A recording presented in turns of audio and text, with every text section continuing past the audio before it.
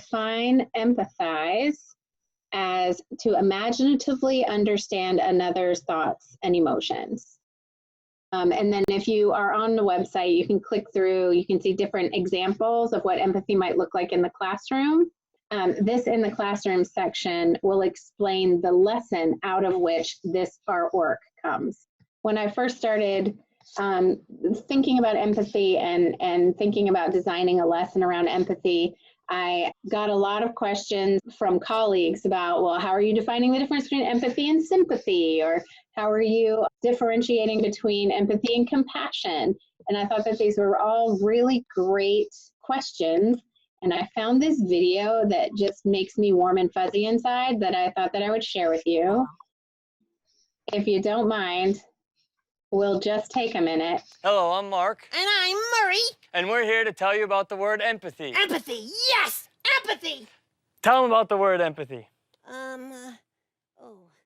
It's Mark Ruffalo and Murray the Muppet defining empathy and really illustrating that empathy is the idea of really stepping into someone's shoes and really feeling what they're feeling, as opposed to sympathy, which is feeling like, oh, wow, yeah, I can see how that would really be terrible.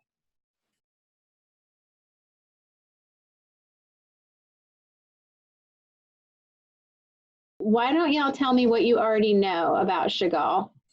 Adeline says he painted dreamlike images, slightly distorted images. So a couple of little other snippets that I thought that were really interesting are, especially since we're diving into empathy, is how much Marc Chagall really not just embraced, but showcased his Judaism and his work. Another artist or an art historian one time said that the Jewish artists who were practicing at the same time as Chagall had two choices. You either like hid your Judaism and pretended like you were just one of the many, or you embraced it and showcased it, and that Chagall was really a rare artist who took that second option. So again, here's an artist who loved his home country, loved his hometown. He came from very meager means. His mother sold groceries out of the house. I can't remember what his father did, but it didn't make him bitter. It made him,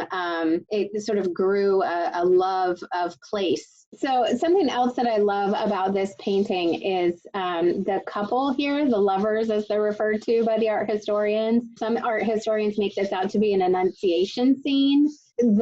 A lot of these characters pop up in a lot of Chagall's paintings. So there are a lot of paintings with lovers in them. There are a lot of paintings with still lives of flowers in them, a lot of paintings with angels in them. And there are a lot of paintings with his village in the paintings, and they all share a similar aesthetic. The color choices are similar, sort of distorted depth carries throughout a lot of his, especially these sort of little vignette scenes that he paints.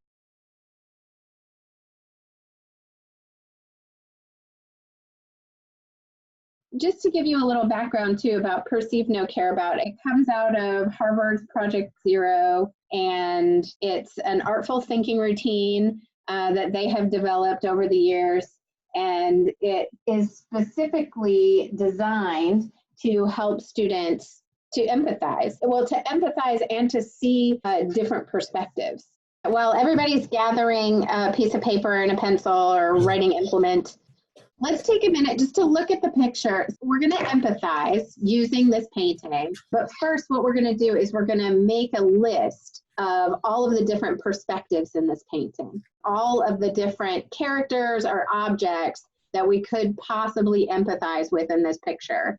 Be creative, don't just stick with humans. I'll write down a list if y'all just want to start shouting them out. What are some different perspectives in this painting? The chicken. Can't forget the chicken.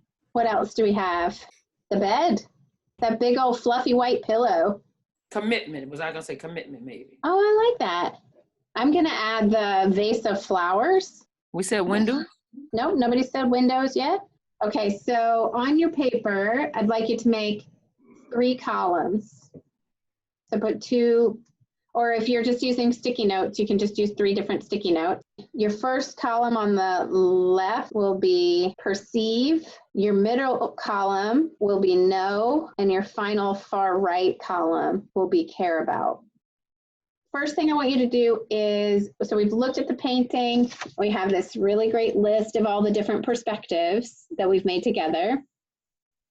So choose one of those perspectives that you'd like to embody. Choose one of those perspectives that you'd like to explore a little further. And by identifying details in the painting, write down in your perceive column or what that person or object or character will perceive.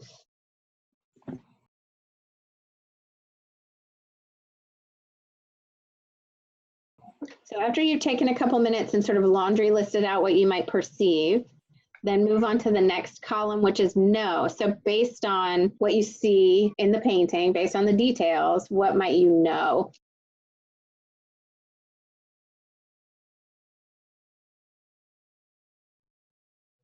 So once you've done perceive and know, then based on what your character, observation, perspective perceives and knows, then fill out your last column about what they might care about.